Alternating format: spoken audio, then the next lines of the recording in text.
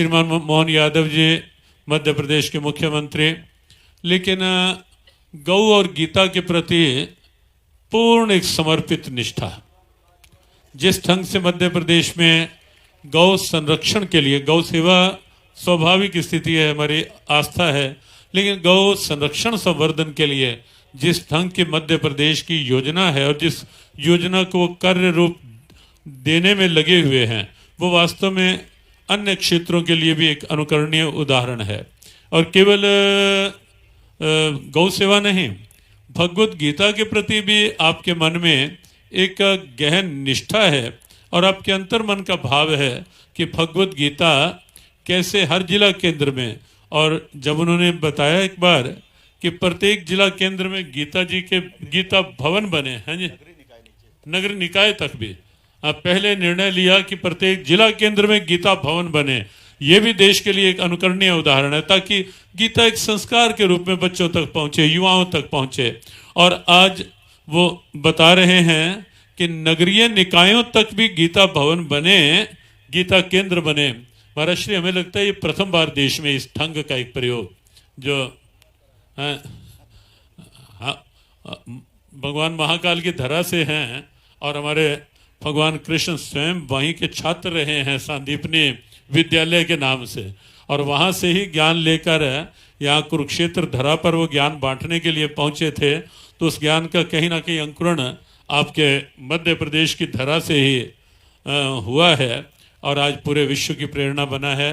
तो आपके इस भाव के लिए आपके प्रति हृदय से अभिनंदन, सद्भावना। राष्ट्रीय स्तर पर अनेकों देशों में गीता जयंती का यह उत्सव मनाया जाता है और सभी देशों से इस उत्सव को मनाने के लिए भी एक प्रकार से प्रस्ताव आ रहे हैं। गीता केवल समाधान मूलक ग्रंथ नहीं है।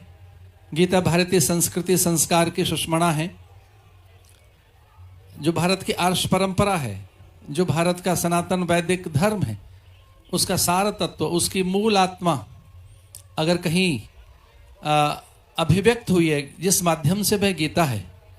गीता भगवान की प्रखर ओजस्वी वाणी ही नहीं है, वह औपनिषदिक चिंतन है, जहाँ वेद मूर्तिमंत होकर, साकार होकर, जीवंत और प्रखर होकर वह जैव जगत के कल्याण के लिए यहाँ प्रकट हुए भगवान के श्रीमुख से।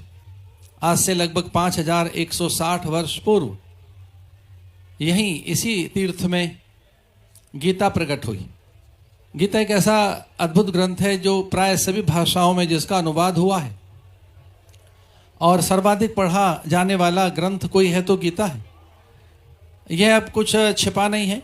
विकिपीडिया हो, गूगल जैसे अनेक सर्च इंजन हो, या कहाँ अधिक कोई ग्रंथ ढूंढा गया है, इस बात की जानकारी बहुत प्रमाण के साथ देने वाले कोई आंकड़े अगर कहीं उपस्थित होते हैं तो यह सत्य है कि सर्वाधिक जिस ग्रंथ को पढ़ा गया, सर्वाधिक जिस ग्रंथ को ढूंढा गया और समाधान के लिए, जिज्ञासा, मुमुक्षा, अनेकों प्रश्न पहेलियों के लिए कोई ग्रंथ सटीक बोध देता है तो वह श्रीमद् भगवद गीता है।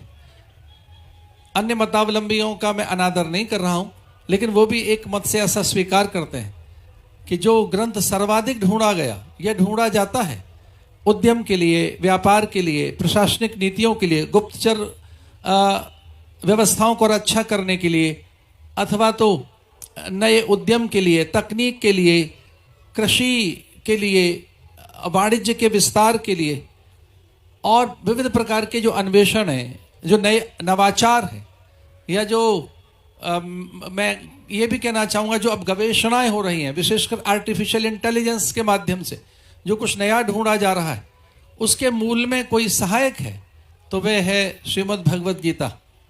चूँकि इसमें औपनिषदिक सार है, वेदों का सार है, और ये स्वयं भगवान की वाणी है जो अत्यंत प्रामाणिक है। ये ग्रंथ है जो सभी संप्रदायों को जोड़ता है, सभी पंथों को जोड़ता है। इसमें कोई विवाद नहीं है, कोई धार्मिक उन्माद नहीं है। और आज जब पूरे विश्व में कलह हो, अशांति हो, आतंक चरम पर हो, धर्मोन्माद हो, या हम देख रहे हैं किस तरह से वैचारिक संघर्ष है, किस प्रकार से आज युद्ध है और नाना प्रकार की विभीषिकाएं मानवता के सामने है, उन सब के लिए भी कोई सही समाधान, निदान, को निराकरण देने के लिए सर्व समर्थ कोई साधन है तो वह श्रीमद् भगवद गीता है। आज हमारे आदरणीय मोहन यादव जी का आगमन, और जैसा कि पूज्य गीता मनीषी जी कह रहे थे कि भगवान वहाँ गए पढ़ने सांदीपनी आश्रम में, तो उज्जैनी से नाता है ही हरियाणा का, और उज्जैन महाकाल एक प्रकार से वह भी ज्ञान की स्थली ही है। उनका यहाँ आगमन और उनके द्वारा ये कहना कि प्रत्येक नगरीय निकाय तक वो गीता भवन बनवा रहे हैं, तो ये एक बहुत बड़ी बात है। अभी आदरणीय मुख्यमंत्री जी ने ये संकेत दिया कि गीता भवन न केवल बड़े नगरों में बनेंगे, नगरीय निकायों तक भी गीता भवन बने, ऐसा उनकी योजना है, वो बताएंगे। तो मैं पूज्य संतों की उपस्थिति में ये बात कहने जा रहा हूं कि अब गीता एक ऐसा ग्रंथ है जो प्रत्येक व्यक्ति की पहली मांग है, वो न केवल भारतीयों की, विधर्मियों की भी।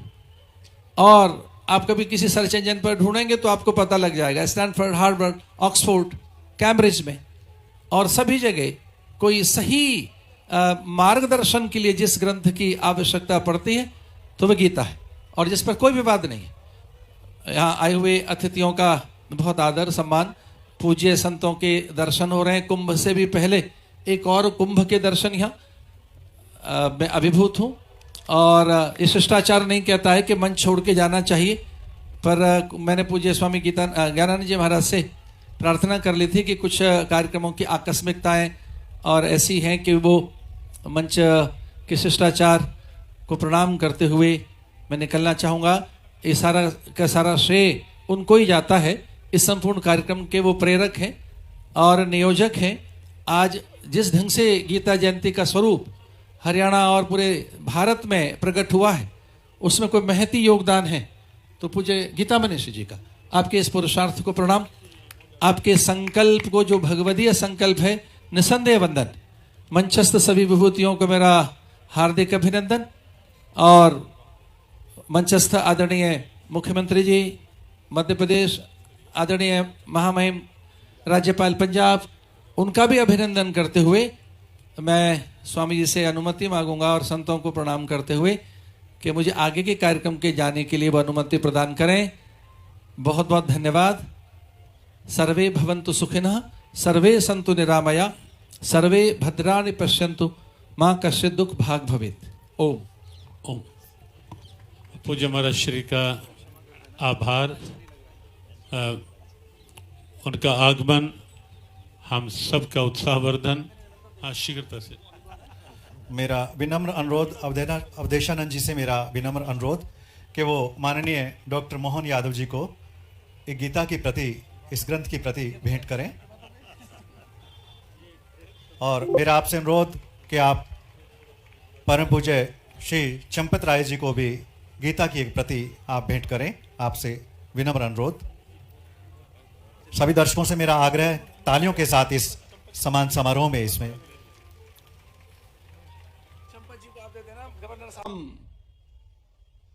परित्राणाय साधूना विनाशाय दुष्कृतम। देखो, धर्म संस्थापनार्थाय संभवामि युगे युगे। गुरु गोविंद सिंह की वाणी में ऐसा आता है, हम एह काज जगत मोह आए, धर्म है गुरुदेव पठाए। मैं चाहता हूं ये जानना, अभी मास्टर जी संत मुझे डिस्कस कर रहे थे, ये पावन गीता पूरे विश्व के लिए एक बहुत बड़ा संदेश है। इसके दायरे में गुरु ग्रंथ साहब इसकी तायद कर रहा है। यह है, मैं जब इस ध्यान में चलता हूं, स्वामी ज्ञानानंद महाराज जी तो बहुत बड़ा चिंतन लेके आगे बढ़ रहे हैं। यहां जो संत हैं ये भी बड़े खुले दिल वाले संत हैं। अवधेशानंद चले गए, मुझे महसूस हो रहा था कुछ घाट, मगर परमात्मानंद जी ने आके वो खाली जगह संपूर्ण कर दी। ये कृपा हुई। मुझे अभी भी मन में रह रहा था, मैं बार बार पूछ रहा था स्वामी ज्ञानानंद महाराज से कि स्वामी गुरुशरणानंद महाराज रमन रीति वाले हमारे क्यों नहीं पहुंच रहे हैं। मगर इन संतों की गरिमा ने और उनकी याद हमारे हृदय में है। वो संत भी इतने कमाल के हैं कि उन्होंने भी इतना कमाल किया है। गुरु नानक देव की जो जयंती थी ना, उन्होंने वहां रमन रीति में मनाई थी। वो बधाई के पात्र हैं। यहाँ दिव्य संत हैं, उनके चरणों में नमन करता हुआ और आप सबको लिए साधुवाद देता हुआ यहाँ अपनी वाणी को विराम दे रहा हूं। प्रेम से बोलना है, जय श्री कृष्ण, जय श्री राधे। भगवत गीता के सिद्धांत पूज्य बाबा भूपेंद्र सिंह जी महाराज ने संकेत किया कि श्री गुरु ग्रंथ साहब वो उन्हीं सिद्धांतों का ही एक विस्तृत रूप है। वस्तुतः बहुत उदारता सद्भावना जिसकी आज आवश्यकता है पूज्य बाबा जी ने व्यक्त की, और पूज्य महाराज श्री गुरु शरणानंद जी महाराज का उन्होंने चर्चा की। परसों वो कुरुक्षेत्र की धरा में गीता ज्ञान संस्थानम के एक विशेष कार्यक्रम में आए थे। आज उनकी अति व्यस्तता थी, प्रतिवर्ष उनका आगमन रहता है। आज कुछ ही समय दूरभाष पर उन्होंने पूज्य संतों को प्रणाम और सबके लिए शुभकामनाएं कुछ समय पूर्व ही दूरभाष से प्रेषित किए हैं। और अब उसी क्रम में संकेत पूज्य महामंडलेश्वर स्वामी विवेकानंद जी महाराज जी 1.5-2 मिनट में ही बस बात सभी पूज्य, बस केवल 2 शब्दों में एक संदेश संकेत है। यही महाराज जी उधर भी है पास आपके। हाँ जी।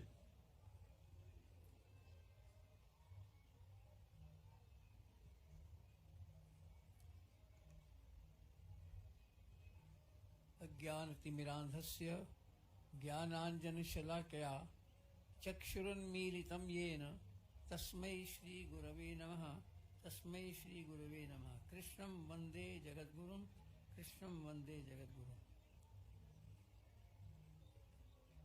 श्रीमद् भगवद गीता के पावन आविर्भाव दिवस के उपलक्ष्य में गीता के प्राकट्य स्थल कुरुक्षेत्र तीर्थ में इस अंतर्राष्ट्रीय स्तर पर होने वाले गीता महोत्सव का उद्गम स्थल यही कुरुक्षेत्र है। ऐसे क्षेत्र में उपस्थित होकर गीता जयंती के उत्सव को मनाने में हमें सौभाग्य मिला और गीता के महिमा पर 2 शब्द कहने का सौभाग्य मिला। यह भगवत कृपा का विशेष स्वरूप है। प्रथम अध्याय तो गीता की भूमिका विषाद युग में निकल जाती है। 18वां अध्याय सार रूप में सारी गीता के सार उसमें आ जाता है, ज्ञान भक्ति कर्म सब कुछ। बाकी गीता को विशेष रूप से 3 हिस्सों में बांटा गया, कर्म योग, भक्ति योग, ज्ञान योग। दूसरे अध्याय से लेकर 6ठे अध्याय तक कर्म योग, 7वें अध्याय में भूमिका है भक्ति की, और फिर आगे उसी की सीढ़ियाँ चढ़ती हैं। और 12वें अध्याय तक जैसे 6ठा अध्याय कर्मयोग का सार है, वैसे ही 12वां अध्याय भक्ति योग का सार है। 13वें अध्याय से ज्ञान शुरू होता है, और ज्ञान कहीं बाहर से नहीं, अपने से ही शुरू किया गया है। विश्लेषण किया, एनालिसिस किया अपने शरीर का, कि इसमें एक शरीर अंश है जो जड़ है और एक चेतन अंश है जो आत्म तत्व है। और वहां से ज्ञान प्रारंभ करते हुए उस ज्ञान के आगे विस्तार करते हुए आगे बढ़ते गए, और इस प्रकार से सारी गीता का विश्लेषण है। भगवान ने इसका विवेचन किया, शास्त्रों का विवेचन किया। गीता सब शास्त्रों का सार है और काया में सबसे छोटा ग्रंथ है और अर्थ में, भाव में सबसे बड़ा ग्रंथ है। जैसे एटम की भूमिका होती है, ऐसे श्रीमद् भगवद गीता की भूमिका है। प्राणी मात्र शांति चाहता है। भगवान ने श्रीमद् भगवद गीता के 2 अध्याय के अंतिम 3 श्लोक 69, 70, 71, 72 श्लोकों में इसकी चर्चा की। पहले 70वें श्लोक में कार्पण्य यथा नदीनां बहवोऽम्बुवेगा समुद्रमापः प्रविशन्ति यद्वत् तद्वत् कामायं प्रविशन्ति सर्वे सशान्तिम् आपनोति न कामकामी। ये कामनाएं हमको अशांत करती हैं। एक कामना पूर्ण होती है, 2 और को पैदा कर देती है, और जब पूर्ण नहीं होती तो कामाद क्रोधों भी आए थे, फिर क्रोध आता है, अशांति पैदा होती है। इसलिए जो अपनी सब इच्छाओं को, सब कामनाओं को परमात्मा की समष्टि इच्छा में मिला देता है, वह जीवन में शांति प्राप्त करता है। जैसे सब नदियां समुद्र को प्राप्त करके शांति प्राप्त करती है। अगले श्लोक में भगवान ने कर्मयोग कह दिया, और उसके बीच में व्याय कामान या सर्वान, कर्म तो करना है, आलसी नहीं बनना है, लेकिन कामनाओं का त्याग करके निष्प्रिय होकर के कर्म करना है। इस प्रकार जो निर्मम होकर के और निरंकार होकर के कर्म करेगा वही शांति प्राप्त कर सकता है। इन 2 श्लोक में ऐसा कहते हैं। इसी को सार रूप में कहते हैं, ऐसा ब्राह्मी स्थिति पार्थ नैना प्राप्त विमुह्यति। यही ब्राह्मी स्थिति है। इसको प्राप्त करने के बाद मोह नहीं आता, ज्ञान नहीं आता, और अंत काल में भी इसी दशा में होने से ब्रह्म निर्वाण को प्राप्त करता है। यह गीता मानव मात्र के लिए बहुत ही उपयोगी है। इसका नित्य स्वाध्याय होना ही चाहिए और घरों में बच्चों को एक श्लोक रोज पढ़ाना चाहिए। यह मेरी सबसे प्रार्थना है। मैं इस पावन उत्सव की परम श्रद्धेय जो इस सारे उत्सव के हृदय हैं गीता मनीषी जी महाराज, उनका बहुत बहुत धन्यवाद करता हूँ और गुरु चरणों में प्रणाम कर अपनी वाणी को विराम देता हूँ। महाराज श्री ने जो संकेत किया कि घर में बच्चों को एक एक श्लोक रोज पढ़ाया जाना चाहिए और पूज्य महाराज श्री सभी संत को एक ऐसी प्रेरणा और अंतर्राष्ट्रीय गीता महोत्सव को शुभकामनाएं देते हुए ताकि और आगे ये महोत्सव और विश्व स्तर पर गीता जी की प्रेरणा को बढ़ाता रहे और पूज्य महाराज श्री सभी कामनाएं कुछ शब्दों में हैं। पूज्य बाल योगी उमेश नाथ जी महाराज उज्जैन की तरह से वाल्मीकि समाज के बहुत प्रबुद्ध संत और पूरे राष्ट्र में एक नई चेतना जागृति के पर्याय और वर्तमान में राज्यसभा सांसद के रूप में भी। विश्वानि देवी सवितर दुरितानि परास्वा यद्भद्रम तन्नास्वा।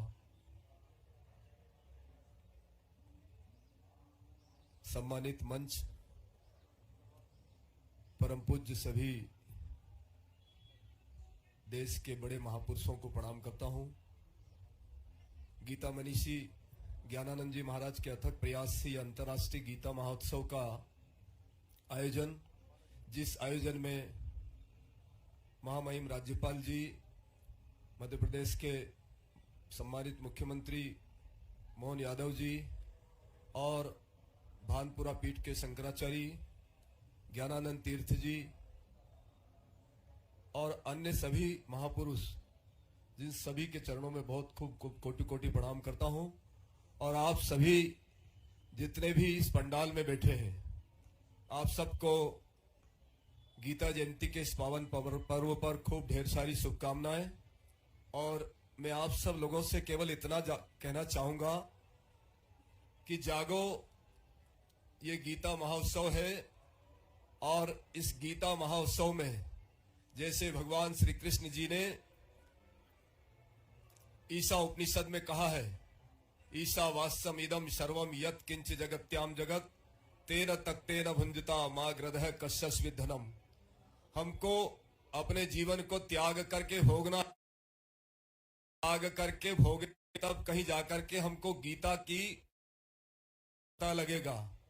और उस सब से अलग हट करके भी एक बात कहना चाहूंगा कि गीता में भगवान श्री कृष्ण जी ने और अर्जुन ने दोनों ने मिल करके आतताइयों का वध करने का पूर्ण संकल्प लिया था। पिछले कुछ समय में इस भारत की पवित्र भूमि पर खूब ताकत से आतताइयों की बौछार होने लगी है। अभी अभी देखा होगा आपने कि हम देश के जितने भी संत महात्मा हैं, सामाजिक समरसता और एकात्मता का बिगुल बजा करके इस देश में सब लोगों को जगा रहे हैं कि जागो भारत भारती के नौजवानों, जागो और कर लो होश, समय पुकार रहा है, तुम क्यों हो खामोश। एक छोटी सी करवट ले लो, तुम सनातन धर्मी हो। अभी देख रहे हैं बांग्लादेश की तरफ से भी कुछ हवा आ रही है, हमारे संतों के ऊपर आ रही है, इस देश की सनातन परंपरा के ऊपर आ रही है। तो हमको केवल गीता का ज्ञान आत्मसात तो अपने जीवन के कल्याण के लिए करना है, लेकिन इस राष्ट्र के कल्याण के लिए भी हमको कुछ चिंतन करना है कि हमारे इस देश की सनातन परंपरा पर जब कभी आंच आती है तो यहाँ कोई जाति पाति पंथ संप्रदाय नहीं, कोई पार्टी नहीं, कोई दल नहीं, हमको सबको एकजुट होकर के और इस सनातन परंपरा को सुरक्षित रखने में सर्वस्व निछावर करके सीने पे गोली खाने के लिए और आगे बढ़ने के लिए तैयार रहो। जैसे बांग्लादेश आतताई की स्थिति में आकर के हमारे संतों के साथ भी उनने कार्य शुरू कर दिया है और भी कई काम ऐसे चालू हो गए, मंदिरों की तरफ भी उसने अपना कदम बढ़ा दिया है। तो जागने की कोशिश करो और नहीं जागोगे तो पक्की बात है कि अपन पोथी लेकर के अपने घर में अपने निवास में पढ़ते रहेंगे और उसके पढ़ने से आपका कल्याण तो हो सकता है, लेकिन इस देश की सनातन परंपरा को सुरक्षित रखना हमारा सबसे बड़ा परम कर्तव्य है। पूज्य स्वामी ज्ञानानंद जी महाराज ने ये जो संकल्प लिया है कि अंतर्राष्ट्रीय गीता ज्ञान महोत्सव का आयोजन हो और देश से, कुरुक्षेत्र से लेकर के पूरे विश्व में इसकी गूंज मिले, सबको इसका यश मिले, कीर्ति मिले, मान मिले, सम्मान मिले, इसलिए उन्होंने इस आयोजन को किया है। ये गीता आपको मालूम है कि उज्जैन से माननीय मोहन यादव जी यहाँ उपस्थित हैं, मध्य प्रदेश के मुख्यमंत्री हैं, लेकिन उज्जैन के ही, मैं भी उज्जैन का हूँ। भगवान श्री कृष्ण जी 64 दिन तक उज्जैन पहुंचे थे। 64 दिन में उन्होंने एक एक दिन में एक एक कला प्राप्त करके 64 कला निधान बने थे। ऐसी स्थिति में भगवान श्री कृष्ण जी से भी हम अपने जीवन को आत्मसात करें। वो 64 दिन के उन्होंने 64 दिन में 64 कला लेकर के और पूरे विश्व के मानव समाज का कल्याण किया था। आप भी 64 दिन में कुछ करके दिखाने की कोशिश करो और जागने की कोशिश करो। गीता की सबको ढेर सारी शुभकामनाएं, संतों के श्री चरणों में प्रणाम। इन सब को खत्म करके इस देश की सनातन परंपरा के लिए जागने की कोशिश करें। ओम शांति शांति।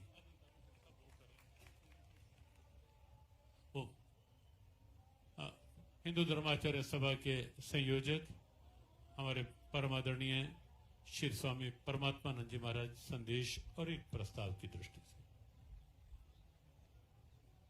वसुदेव सुतं देवं कंसचाणूरमर्दनं देवकी परमानंदम कृष्णं वंदे जगद्गुरुम। हमारे आत्मीय परम पूज्य महामंडलेश्वर ज्ञानानंद जी महाराज एवं मंचस्थ सभी संतों को मेरे श्री चरणों में प्रणाम। पंजाब के गवर्नर श्री, मध्य प्रदेश के मुख्यमंत्री जी, आदरणीय चंपत जी, सर्वे महानुभाव और भाइयों बहनों, हम हमारी पहचान, हमारी आइडेंटिटी आज इंडियन के रूप में कराते हैं। हमारा पासपोर्ट पे भी लिखा होता है रिपब्लिक ऑफ इंडिया। उसके पहले नाम था हिंदुस्तान, उसके पहले हम कथा में पढ़ते हैं कि भारत नाम था, लेकिन ये देश का मूल नाम है धर्म क्षेत्र। गीता जी का सबसे पहला शब्द है धर्म क्षेत्रे कुरुक्षेत्र। ये धर्म का क्षेत्र था, अर्थात एक यही देश था जहां धर्म का पूर्ण रूप से प्रत्येक नागरिक अनुपालन कर रहा था। हमारे आराध्य भगवान राम है। सरकार ने 500 साल पुरानी हमारा संग्रह का लड़त को आज वास्तविक रूप देख के अयोध्या में भगवान रामलला को विराजमान किए हैं। सरकार का काम खत्म हुआ है, अभी प्रत्येक नागरिक का काम शुरू होता है कि हमारे हृदय में हमें राम को विराजित करना है। अगर इस देश में राम राज्य स्थापित करना है और इस देश को विश्व गुरु बनाना है। राम राज्य स्थापित करने का अर्थ क्या है? वही गीता का उपदेश है। सबसे पहला शब्द धर्म है, धर्म क्षेत्रे कुरुक्षेत्र, और आखिर शब्द है संजय का इति ध्रुवा नित्रि मम। हमें अपना धर्म सिखाती है। किसे धर्म कहते हैं? कुछ विशेष प्रकार के चंदन लगाना, विशेष प्रकार के कपड़े पहनना, विशेष देवता में आस्था विशेष होना, विशेष ग्रंथ को मानना, विशेष मंदिर जाना, विशेष गुरु को मानना, ये अर्थ नहीं है। ये सीमित अर्थ है। ये तो अंग्रेजों ने दिया हुआ अर्थ है। ध्यान से सुनिए, धर्म शब्द का अर्थ है हमारा कर्तव्य। धर्म शब्द का अर्थ है हमारी फर्ज। आज भी हम यही अर्थ में यूज करते हैं। किसी पड़ोस के वहां कोई प्रसंग हो और पूरे प्रेम से हम उसको मदद करें, प्रसंग खत्म होने के बाद पड़ोसी आभार मानने आएगा तो हिंदू ये बोलेगा इसमें क्या बड़ी बात है, हमारा धर्म है, पड़ोस धर्म है। इसी तरह से शादी भी धर्म के लिए है, इसीलिए आज शब्द होता है धर्म पत्नी। गीता का सार है हम कर्तव्य परायण हो, हम जिसे अंग्रेजी में कहेंगे ड्यूटी बाउंड हो। कर्तव्य किसके प्रति? हमारे शास्त्र सिखाते हैं भाई, माँ बाप से शुरू करके, गुरुजनों से शुरू करके पूरे विश्व के प्रति हमारा उत्तरदायित्व है, कर्तव्य है। दुनिया भर में यही एक देश है जो चींटी की भी चिंता करता है, सुबह में चींटी के लिए भी आटा लगाते। दुनिया भर में यही एक देश है जहां प्रत्येक गांव के अंदर चबूतरा मिलेगा जहां पक्षी की चिंता है। सबके प्रति, जो अभी आदरणीय महाशय जी ने कहा, त्याग की भावना होनी चाहिए। सबके प्रति समर्पित होना ये धर्म है। भगवान अर्जुन को कह रहे हैं, अर्जुन तुझे राष्ट्र के प्रति अभी समर्पित होना है, जिसे अंग्रेजी में कहेंगे नेशन फर्स्ट। उस जमाने में संदेश कुरुक्षेत्र से शुरू हुआ। आज भी हम चाहते हैं, पूज्य ज्ञानानंद जी से जो मुहिम चली है गीता जी का प्रचार की, आज भी हम देख रहे हैं राष्ट्र धर्म से सब हम विमुख हो रहे हैं, अपना कर्तव्य से विमुख हो रहे हैं। उसके प्रति हम जागरूक हो। देश पहला है हमारे लिए, हमारी संस्कृति पहली है, फिर मैं और मेरी कुटुंब, ये भावना से जिएंगे तो मैं मानता हूं हम राम राज्य स्थापित करेंगे। हमारे हृदय में राम स्थापित होगा, क्योंकि रामो विग्रहवान धर्म है। इस विषय में एक और चीज भी हम आपसे कहना चाहेंगे। एक प्रस्ताव हम लेके आए हैं।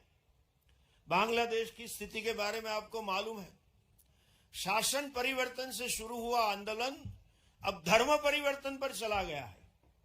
उस देश की प्रजा का अधिकार है कैसा शासन रखना, लेकिन नया शासन आने के बाद जो प्रच्छन्न, जिसको कहते हैं ना हिडन एजेंडा था, वो प्रकट हो रहा है।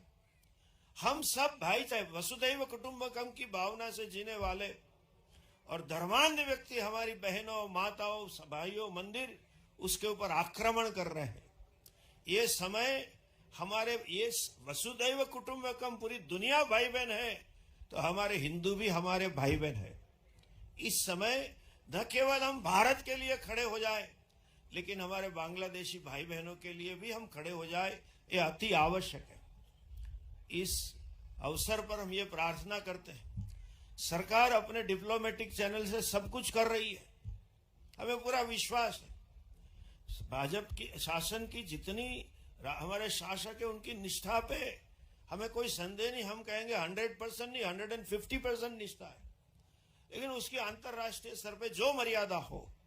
लेकिन आज हम यहां से प्रस्ताव पारित करें, दुखद बात यह है, भारत में किसी हिंदू के अलावा अन्याय हुआ तो ह्यूमन राइट्स के नाम पे झंडे लेके अंतर्राष्ट्रीय संगठन आ जाते, वो सब चुप है। वहां पे इजराइल में कुछ हुआ तो उसके लिए चिल्ला रहे हैं, बगल में हो रहा है तो नहीं हो रहा है, यूनाइटेड नेशन में भी कोई आवाज नहीं है। तो हम चाहते हैं कि हम सब प्रतिज्ञा करें और सरकार से कहें, पूरा हिंदू समाज हमारे हिंदुओं के लिए बांग्लादेश में जो करना पड़े वो करने के लिए तैयार है। हमने गुजरात के सभी संतों की बैठक बुलाई और आज सबकी अनुमति लेते हुए मैं एक अनाउंसमेंट भी करना चाहता हूं। अगर बांग्लादेश से हिंदू वापस आते हैं तो एक अच्छी बात है कि वो हिंदू स्वयं खड़े हो गए लड़ने के लिए, तो साधु समाज उनको स्थापित करने के लिए, निवास से लेकर शिक्षा के लिए सब सहाय करने के लिए तैयार है।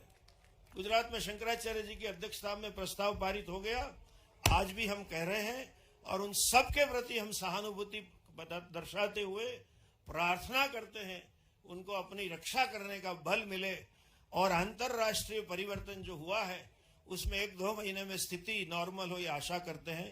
यही शुभकामना के साथ सबको नमस्कार करते हुए ओम तत्सत। बांग्लादेश की स्थिति पर पूज्य महाराज श्री ने हिंदू धर्माचार्य सभा और सभी पूज्य संतों की ओर से एक जो प्रस्ताव रखा है कि हम सब वहां के हिंदू भाइयों के साथ साथ हैं, और एक यह भी कि सरकार, मानवाधिकार आयोग चुप और ये तथाकथित सभी धर्मनिरपेक्षतावादी जो अन्यत्र कहीं कुछ हो जाए तो सबके कैसे स्वर निकलते हैं, लेकिन आज आप सब देख रहे हैं कि सब बांग्लादेश के विषय में चुप हैं, उनकी आवाज भी खुले, मानवाधिकार आयोग भी जगे और हिंदू समाज भी जगे, सभी पूज्य संत साथ हैं बांग्लादेश के हिंदू समाज के।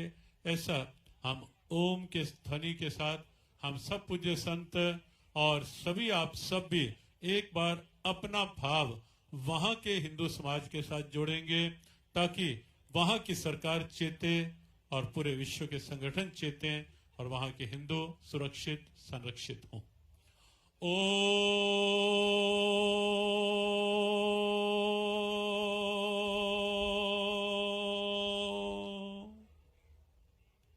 भारत माता की, सनातन धर्म की, गीता माता की।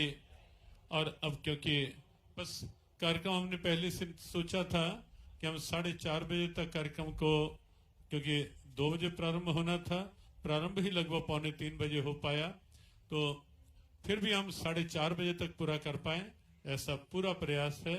और पूज्य स्वयं परमात्मानंद जी के उद्बोधन के पश्चात मध्य प्रदेश के माननीय मुख्यमंत्री श्रीमान मोहन यादव जी, उनके बहुत दृढ़ संकल्प हैं प्रदेश के लिए, सनातन निष्ठा के लिए, भगवत गीता हो, गौ माता हो।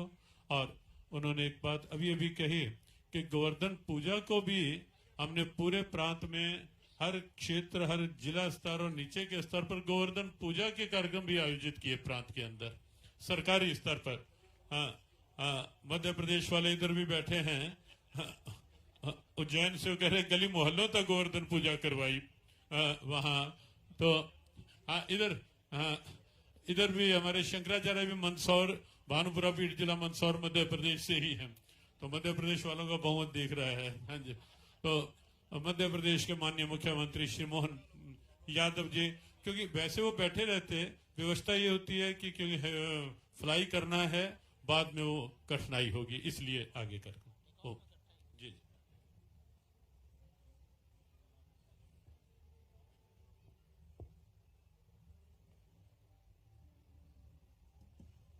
अंतर्राष्ट्रीय गीता महोत्सव और ये पवित्र क्षेत्र कुरुक्षेत्र, और कुरुक्षेत्र में भी ब्रह्म सरोवर का स्थान, कई जन्मों के पुण्य के बाद ऐसा कोई मौका मिलता है। सभी संत वृंद के चरणों में प्रणाम करता हूँ, आपका आशीर्वाद चाहता हूँ और आप सबको भी प्रणाम करता हूँ। मैं सच में आज सुनने ही आया था महाराज जी, मुझे कुछ बोलना नहीं। हमने कहा कि ये गीता महोत्सव का अंतर्राष्ट्रीय आयोजन जो हो रहा है, वास्तव में ये एक पुण्य का काम भी है और पवित्र काम भी है, जिसके आधार पर दुनिया एक बार फिर यशस्वी प्रधानमंत्री की नेतृत्व में जब भारत की तरफ देख रही है, तो सच्चे अर्थों में उनके अभियान की आत्मा अगर कोई है तो ये गीता महोत्सव है, जिसके माध्यम से हमारी सनातन संस्कृति की ध्वजा दुनिया में लहराएगी। ये पुण्य का क्षण है, ये अप्रतिम काम है, जिस कामों की कोई किसी से तुलना नहीं हो सकती। और इसमें चार चांद तब लग जाते हैं जब हमारा अयोध्या धाम मां सरयू के किनारे भगवान राम मुस्कुरा रहे हैं। इससे ज्यादा भाग्य की बात क्या हो सकती है, हमारा सौभाग्य है। एक इस अवसर पर मैं सभी संत वृंद को प्रणाम करता हूं। परम पूज्य शंकराचार्य ज्ञानानंद तीर्थ जी महाराज, आपको प्रणाम करता हूं। और संयोग ऐसा है कि परम पूज्य ज्ञानानंद जी महाराज के आशीर्वाद से ये पूरा आयोजन हो रहा है, आपको भी प्रणाम करता हूं। और महाराज जी, परम पूज्य परमानंद जी महाराज ने बहुत अच्छा प्रस्ताव रखा है। काल के प्रवाह में ऐसी कुछ घटनाएं जो घट रही है, तो हमारे लिए ये बहुत कष्टप्रद भी है। सरकार के दायरों में रहकर के, सरकार के स्तर पर यशस्वी प्रधानमंत्री ऐसे सारे कामों में अपनी बहुत प्रभावी भूमिका रख रहे हैं और हम सबके लिए सौभाग्य की बात है उनका नेतृत्व, उनकी अपनी सारी प्रबंधन के साथ। लेकिन जो बाहरी दुनिया भर की दूसरी ताकतें हैं, वो सब चाहती है कि वो जो हमेशा से, जहां भगवान कृष्ण हो मां कंस का अपना पता नहीं क्या चक्कर है। भगवान राम हो तो रावण दिखाई देता है, भगवान कृष्ण हो तो उस कंस के काल से पाला पड़ता ही पड़ता है। ये हमारे सनातन संस्कृति की पता नहीं कौन सी रीति नीति है। मैं उम्मीद करता हूं कि हर हाल में भगवान राम की भी जीत हुई है, भगवान कृष्ण की जीत हुई है, हमारी संस्कृति की, सनातन संस्कृति की भी जीत होगी निश्चित रूप से। आज नहीं तो कल ये सब अनुकूलता के अपने आप अवसर निकलेंगे और हमारी ध्वजा का सूर्य अपने पूरी ऊर्जा उष्मा के साथ दुनिया को जो गीता के प्रकाश के माध्यम से प्रकाशवान करने के लिए लालायित है, निश्चित रूप से दुनिया उससे लाभान्वित होगी। इस बात का आश्वासन परमात्मा ने हमको अपने मुखारविंद से पवित्र गीता में दिया है। मैं आज के इस अवसर पर सभी को प्रणाम करता हूं। थोड़ा समय की कमी है, मैं गीता पे तो नहीं बोलना चाहूंगा, लेकिन हमारी सरकार ने यशस्वी प्रधानमंत्री के आह्वान पर जब दोबारा हमारी सरकार बनी 2023 में, तो सरकार बनने के समय से हमने कुछ निर्णय किए। वो निर्णय की जरूर मैं आपके सामने कुछ चर्चा करना चाहूंगा और आपसे मार्गदर्शन भी मिलेगा। हमने निर्णय किया कि भगवान कृष्ण, अगर 5000 साल पहले कृष्ण भगवान का कितना बड़ा काम है कंस को मारना, कंस का उस सत्ताधीश को मारना जिसके लिए एक तरह से असंभव जैसी बात थी, लेकिन शिक्षा की महत्ता स्थापित करने के लिए भगवान कृष्ण ने एक पाठ पढ़ाया दुनिया को कि चाहे कितने भी बड़े पद पे बैठने लायक हो जाओ, लेकिन अगर शिक्षा की जरूरत है तो शिक्षा की तरफ कदम बढ़ाना चाहिए। यह हमारा सौभाग्य। भगवान कंस को मारने के लिए, शिक्षा ग्रहण करने के लिए उज्जैन की धरती पे आया, आचार्य सांदीपनि की उस आश्रम को गौरवान्वित किया।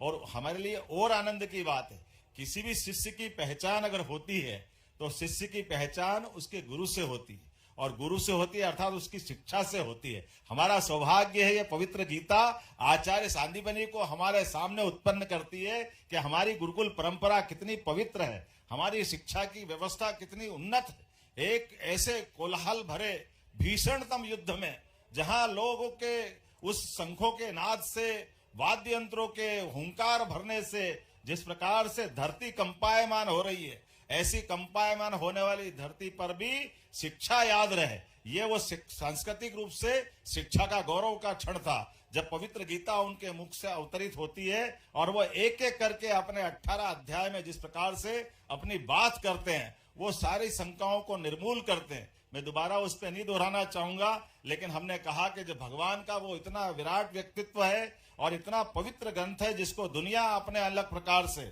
जितने प्रकार से पवित्र गीता के बारे में महाराज जी ने बहुत सुंदर संग्रहालय बनवाया, मैं देख के आया हूँ। आइंस्टीन से लगा करके सारी हस्तियों ने पवित्र गीता के माध्यम से, क्रांतिकारी से लगा करके बाल गंगाधर तिलक तक सबने जिस प्रकार से पवित्र गीता के कनबात के आधार पर हमारे लिए जो चेतना जगाई है, हमने कहा हमारे पाठ्यक्रम का हिस्सा बनना चाहिए।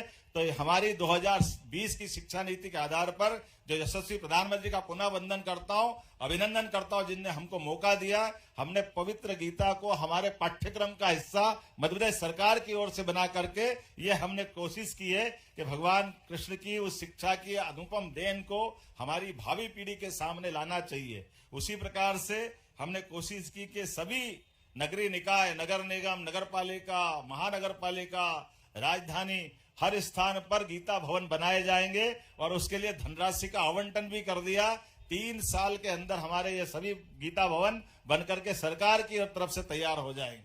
और ये मैं इसको इस रूप में भी लेता हूं, नगर में टाउन हॉल तो बनना ही चाहिए, लेकिन टाउन हॉल हमारी संस्कृति से जुड़ जाए तो क्या अच्छी बात है। हमारे लिए ये सौभाग्य की बात है जब कई सारे लोग कहते हैं आप धर्म की बात क्यों करते हो, तो हमने कहा क्या धर्म की नहीं करे तो अधर्म की करे क्या? हमको समझ में नहीं आया अधर्म की बात क्यों करवा रहे हो, हमको धर्म की बात करने में क्या संकोच है। परम पूज्य जी चंपत राय जी मौजूद है, मैं आपको भी प्रणाम करता हूँ भाई साहब, हमारे बीच में माफी चाहता हूँ। हमारे सुरेश के चौहान जी भी बैठे हैं, वो अपने सुदर्शन चैनल के माध्यम से धर्म ध्वजा लहरा रहे हैं, लेकिन मुझे कुछ और बात बताना है। हमने कहा कि भगवान कृष्ण ने मथुरा से कदम बढ़ाए, उज्जैन आए, बीच में राजस्थान के मुख्यमंत्री से भी बात हुई। हमने श्री कृष्ण पाथे करके एक योजना हमने अपनी सरकार में बनाई है कि भगवान कृष्ण ने जहां जहां लीलाएं की है, ऐसे प्रत्येक स्थान को मध्य प्रदेश सरकार की ओर से हम तीर्थ बनाने जा रहे हैं, जिसके आधार पर सभी स्थानों को हम इसमें तीर्थ के रूप में जोड़ेंगे। जैसे उनके स्थान भी कितने अद्भुत है, आचार्य सांदीपनि के आश्रम से जहां वो शिक्षा ग्रहण करते हैं, 64 कला, 14 विद्या, आज भी पाठ्यक्रम में वो सब आ जाए तो हमारा पाठ्यक्रम कहां से कहां चला जाए। लेकिन हमने प्रयास किया सरकार के माध्यम से सांदीपनि आश्रम में चित्रों के माध्यम से आने वाले लोगों को भगवान की उन लीलाओं से परिचित कराने का प्रयास किया। कृष्णायन करके एक संग्रहालय हमने भी बनवाया महाराज जी, जिसमें भगवान कृष्ण की उन सारी बातों को समाहित करने का प्रयास किया। दूसरा हमने कहा कि जन्माष्टमी का जब पर्व आया तो जन्माष्टमी हमने कहा छुट्टी क्यों होना चाहिए, छुट्टी तो होना ही चाहिए, लेकिन स्कूल कॉलेज के ताले खुलवा करके भगवान कृष्ण की लीलाएं एक विद्वान व्यक्तित्व का लाभ बुला करके हमने उस पर भी सबको जागृति का प्रयास प्रारंभ किया। इस बार जन्माष्टमी बहुत धूमधाम से मनाई गई है पूरे मध्य प्रदेश सरकार की ओर से। हमने कहा भगवान कृष्ण के जीवन के विविध पक्ष, जैसे मैंने शिक्षा का बताया, ऐसे कई पक्ष सबके बीच में आना चाहिए। इसके अलावा हमने एक निर्णय और किया जो गोवर्धन पूजा का महाराज जी ने कर दिया है। अब तो ये गोवर्धन हमारे बीच में, भगवान ने गोवर्धन पूजा के माध्यम से इस प्रकृति प्रेम का एक अपना विलक्षण मार्ग बताया है। इंद्र के केवल चाहने से वर्षा नहीं होती, इंद्र के चाहने से इंद्र अपनी मन में भाव कुछ भी बनाए, लेकिन इस पर्वत, नदी, पहाड़ के साथ हमारी वनस्पतियां नहीं हो, वन संपदा नहीं हो तो कहां वर्षा हो सकती। इस यथार्थ को भगवान ने, कृष्ण ने सबके बीच स्थापित किया।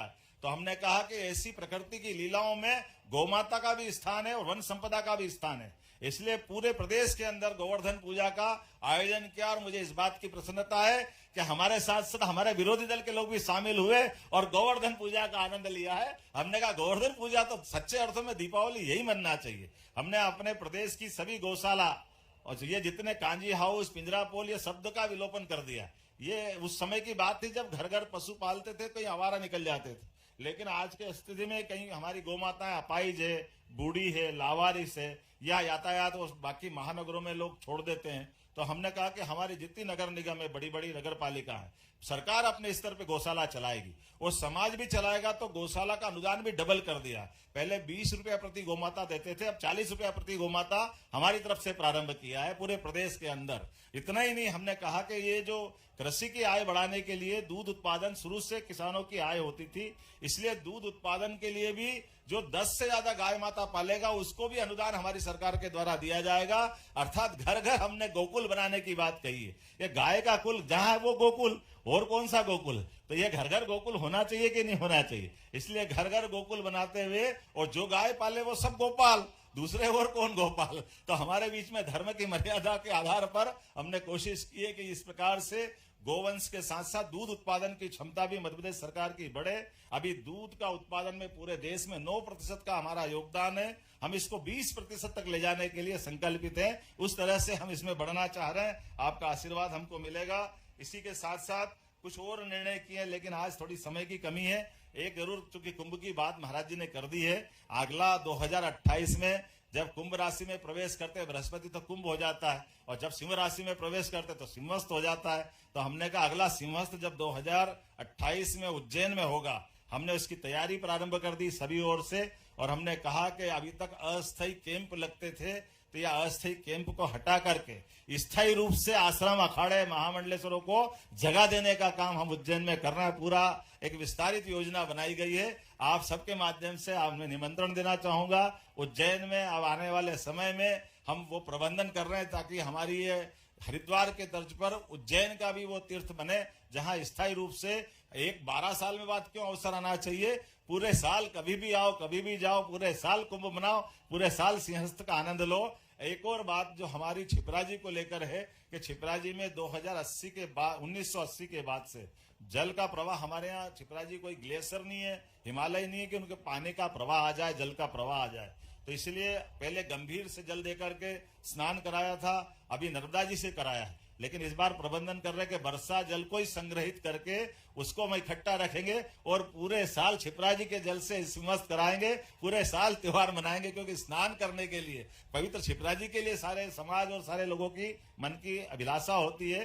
कोशिश कर रहे हैं बूंद बूंद जल का संरक्षण भी हो और सदुपयोग भी हो और हमारी पवित्र भावनाओं का किसी प्रकार से आहत न हो। एक बार फिर मैं पूरे आयोजन के प्रति अपनी मंगल कामना देता हूँ, शुभकामना देता हूँ और उम्मीद करता हूँ कि अगले साल मुझे मालूम पड़ा कि इस सम्मेलन के साथ आप कोई स्टेट को पार्टनर भी बनाते हैं, तो मैं अभी से निवेदन करता हूं कि मेरा नंबर जरूर लगाना। मध्य प्रदेश सरकार की ओर से एक पार्टनर स्टेट के नाते से आपका हिस्सा बनेंगे, ताकि ये इसी प्रकार के आयोजन में हमको भी आनंद आए। एक जानकारी और देना चाहूंगा, 11 तारीख को जो गीता जयंती है, मध्य प्रदेश सरकार के द्वारा उज्जैन और भोपाल में एक साथ 5000 से ज्यादा हमारे सभी भगवत भक्तों के माध्यम से, उनके मुखारविंद से गीता का पाठ का वर्ल्ड रिकॉर्ड बनाया जाएगा। तो आपके उस आयोजन में हमको भी जोड़ लेना, लिंक जोड़ करके जब वर्ल्ड रिकॉर्ड बनेगा तो हम सब मिलकर के हम भगवत गीता का पाठ करते दिखाई देंगे। पुनः आप सबका वंदन, अभिनंदन, आपको प्रणाम करता हूं और अनुमति चाहता हूं, चूंकि मुझे